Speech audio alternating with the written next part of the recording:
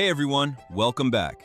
In today's video, I want to look at the actual companies that have cited AI as a reason for layoffs and examine what their leadership is really communicating. Because the corporate speak often hides the true strategic calculus. Let's start with the biggest player, Amazon. In October 2025, Amazon announced the largest round of layoffs in its history, cutting 14,000 corporate roles. Now, Andy Jassy didn't just say, "We're cutting costs." The message was far more philosophical. Beth Galetti wrote that, "This generation of AI is the most transformative technology we've seen since the internet," and that Amazon needed to be organized more leanly, with fewer layers and more ownership, to move as quickly as possible. What's fascinating here is the explicit connection between AI and organizational structure. Amazon isn't just automating tasks, they're flattening hierarchies.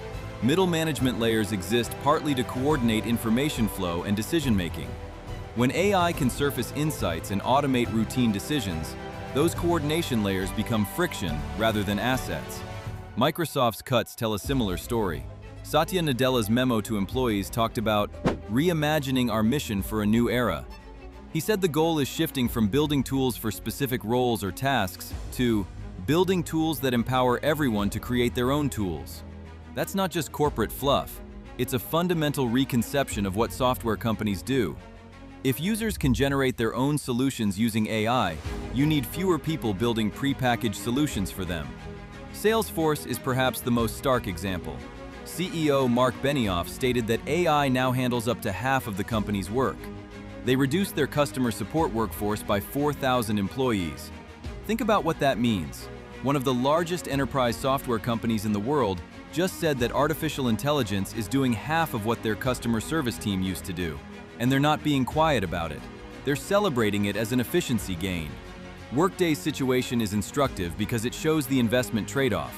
They cut 8.5% of their workforce, around 1,750 people, and CEO Carl Eschenbach explicitly said the layoffs were needed to prioritize AI investment and to free up resources. This is the uncomfortable math. Companies are literally cutting human jobs to fund AI development that will eventually cut more human jobs. But I want to offer some critical perspective here. When CEOs cite AI as a reason for layoffs, are they telling the whole truth?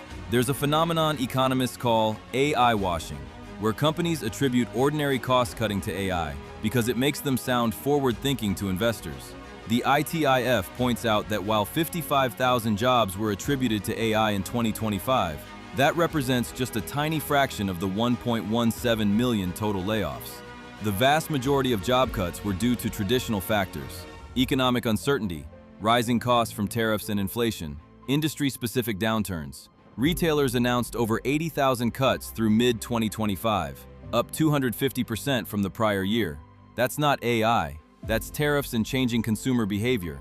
The tech sector's 89,000 cuts are up 36% from the year before. But much of that is the continuing correction from the overhiring of the pandemic boom years.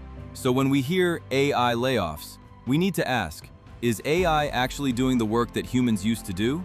Or is AI being used as convenient narrative cover for restructuring that would have happened anyway? I think the truth is somewhere in between. AI is genuinely enabling productivity gains that reduce headcount needs. But it's also being used as a convenient explanation for cost cutting that protects executives from harder conversations about strategy mistakes, overhiring, or competitive pressures. The companies that are being most honest are the ones that acknowledge both dynamics. They're investing in AI to be more competitive. That investment requires capital.